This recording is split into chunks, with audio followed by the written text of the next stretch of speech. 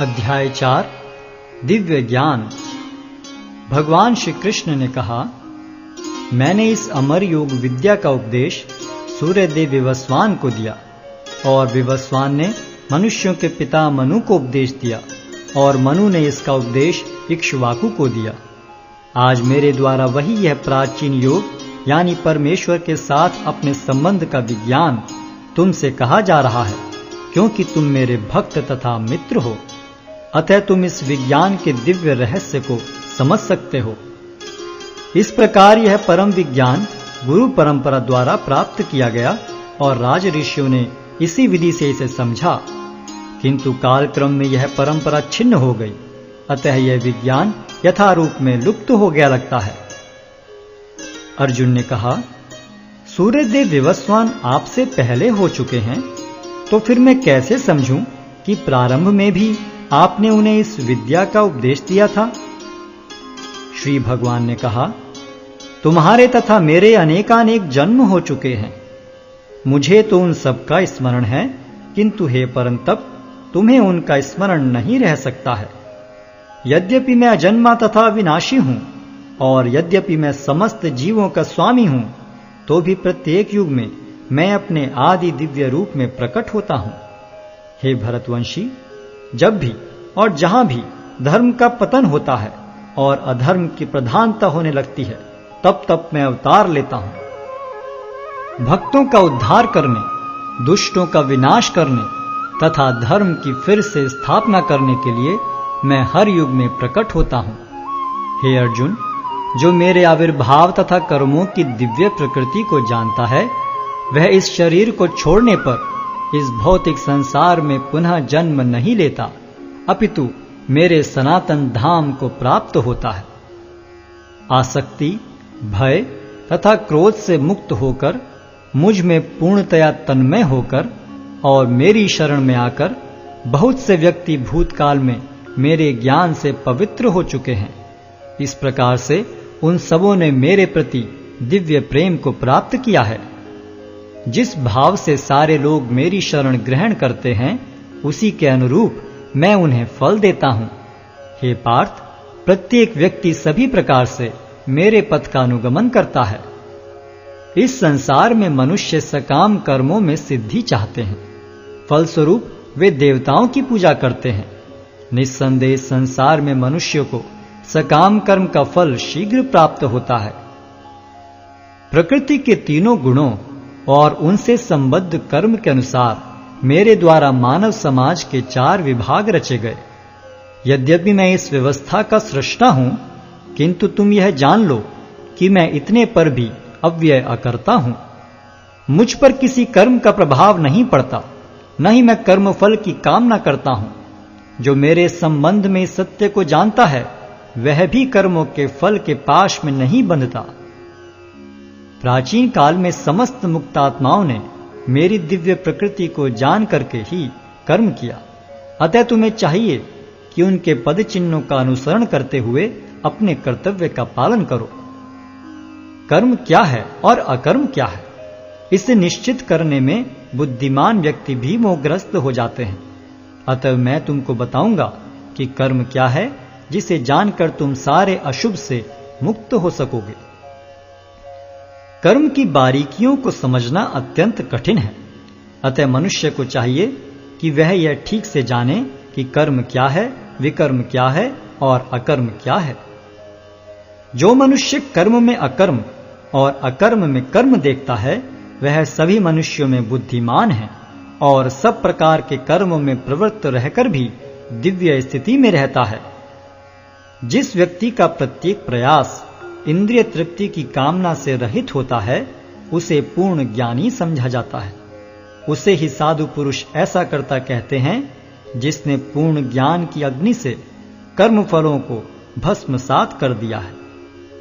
अपने कर्म फलों की सारी आसक्ति को त्याग कर सदैव संतुष्ट तथा स्वतंत्र रहकर वह सभी प्रकार के कार्यों में व्यस्त रहकर भी कोई सकाम कर्म नहीं करता।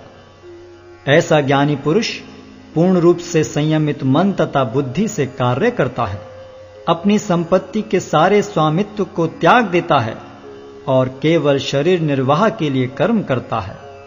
इस तरह कार्य करता हुआ वह पाप रूपी फलों से प्रभावित नहीं होता है। जो स्वतः होने वाले लाभ से संतुष्ट रहता है, जो द्वंद्व से मुक्त है और ईर्ष्या नहीं करता, जो सफलता तथा असफलता दोनों में स्थिर रहता है, वह कर्म करता हुआ भी कभी बंधता नहीं। जो पुरुष प्रकृति के गुणों के प्रति अनासक्त है और जो दिव्य ज्ञान में पूर्णतया स्थित है, उसके सारे कर्म ब्रह्म में लीन हो जाते हैं। जो व्यक्ति कृष्ण भावनामृत में पूर्णतया लीन रहता है, उसे अपने आध्यात्मिक कर्मों के योगदान के कारण अवश्य ही भगवत धाम की प्राप्ति होती है, क्योंकि उसमें हवन आध्यात्मिक होता है और हवि भी आध्यात्मिक होती है। कुछ योगी विभिन्न प्रकार के यज्ञों द्वारा देवताओं की भली भांति पूजा करते हैं और कुछ परब्रह्म रूपी अग्नि में आहुति डालते हैं। इनमें से कुछ विशुद्ध ब्रह्मचारी श्रवणादि क्रियाओं तथा इंद्रियों को मन के नियंत्रण रूपी अग्नि में स्वाहा कर देते हैं, तो दूसरे लोग इंद्रिय विषयों को इंद्रियों की अग्नि में स्वाहा कर देते हैं। दूसरे जो मन तथा इंद्रियों को वश में करके आत्म साक्षात्कार करना चाहते हैं, संपूर्ण इंद्रियों तथा प्राणवायु के कार्यों को संयमित मन रूपी अग्नि में आहुति कर देते हैं। कठोर व्रत अंगीकार करके कुछ लोग अपनी संपत्ति का त्याग करके, कुछ कठिन तपस्या द्वारा, कुछ अष्टांग योग पद्धति के अभ्यास द्वारा अथवा दिव्य ज्ञान में उन्नति करने के लिए वेदों के अध्ययन द्वारा प्रबुद्ध बनते हैं। अन्य लोग भी हैं जो समाधि में रहने के लिए श्वास को रोके रहते हैं। वे अपान में प्राण को और प्राण में अपान को रोकने का अभ्यास करते हैं और अंत में प्राण अपान को रोककर समाधि में रहते हैं। अन्य योगी कम भोजन करके प्राण की प्राण में ही आहुति देते हैं। ये सभी यज्ञ करने वाले यज्ञों का अर्थ जानने के कारण पाप कर्मों से मुक्त हो जाते हैं और यज्ञों के फल रूपी अमृत को चखकर परम दिव्य आकाश की ओर बढ़ते जाते हैं। हे कुरुश्रेष्ठ, जब यज्ञ के बिना मनुष्य इस लोक में या तो इस जीवन में ही सुखपूर्वक नहीं रह सकता, तो फिर अगले जन्म में कैसे रह सकेगा? ये विभिन्न प्रकार के यज्ञ वेद सम्मत हैं और ये सभी विभिन्न प्रकार के कर्मों से उत्पन्न हैं। इन्हें इस रूप में जानने पर तुम मुक्त हो जाओगे। हे परंतप, द्रव्य यज्ञ से ज्ञान यज्ञ श्रेष्ठ है। हे पार्थ, अंततो गत्वा सारे कर्म यज्ञों का अवसान दिव्य ज्ञान में होता है। तुम गुरु के पास जाकर सत्य को जानने का प्रयास करो, उनसे विनीत होकर जिज्ञासा करो और उनकी सेवा करो। स्वरूप सिद्ध व्यक्ति तुम्हें ज्ञान प्रदान कर सकते हैं, क्योंकि उन्होंने सत्य का दर्शन किया है। स्वरूप सिद्ध व्यक्ति से वास्तविक ज्ञान प्राप्त कर चुकने पर तुम पुनः कभी ऐसे मोह को प्राप्त नहीं होगे, क्योंकि इस ज्ञान के द्वारा तुम देख सकोगे कि सभी जीव परमात्मा के अंश स्वरूप हैं, अर्थात वे सब मेरे हैं। यदि तुम्हें समस्त पापियों में भी सर्वाधिक पापी समझा जाए, तो भी तुम दिव्य ज्ञान रूपी नाव में स्थित होकर दुख सागर को पार करने में समर्थ होगे। जैसे प्रज्वलित अग्नि ईंधन को भस्म कर देती है, उसी तरह हे अर्जुन, ज्ञान रूपी अग्नि भौतिक कर्मों के समस्त फलों को जला डालती है।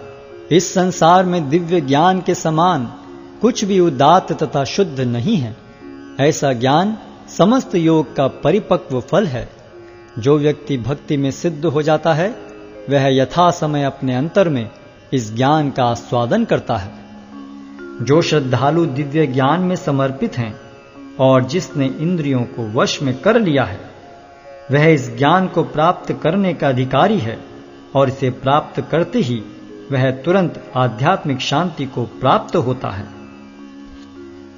किंतु जो अज्ञानी तथा श्रद्धा विहीन व्यक्ति शास्त्रों में संदेह करते हैं, वे भगवत भावनामृत नहीं प्राप्त करते, अपितु नीचे गिर जाते हैं। संशयात्मा के लिए ना तो इस लोक में न ही परलोक में कोई सुख है। जो व्यक्ति अपने कर्म फलों का परित्याग करते हुए भक्ति करता है और जिसके संशय दिव्य ज्ञान द्वारा विनष्ट हो चुके हैं, वही वास्तव में आत्मपरायण है। हे धनंजय, वह कर्मों के बंधन से नहीं बंधता। अतएव तुम्हारे हृदय में अज्ञान के कारण जो संशय उठे हैं, उन्हें ज्ञान रूपी शस्त्र से काट डालो। हे भारत, तुम योग से समन्वित होकर खड़े हो और युद्ध करो।